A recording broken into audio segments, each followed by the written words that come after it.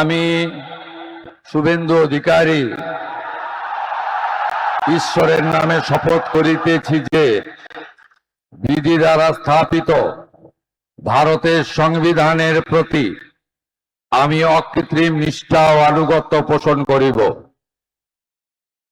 আমি ভারতের সার্বভৌমত্ব ও অখণ্ডতা রক্ষা করিব। পশ্চিমবঙ্গ রাজ্যের মুখ্যমন্ত্রী রূপে আমার কর্তব্যসমূহ নিষ্ঠাপূর্বক এবং বিবেকসম্মতভাবে নির্বাহ করিব এবং ভয় বা পক্ষপাত, প্রীতি বা বিদ্বেষ রহিত হইয়া সকল শ্রেণীর জনগণের প্রতি সংবিধান ও বিধি অনুসারে ন্যায় আচরণ করিব।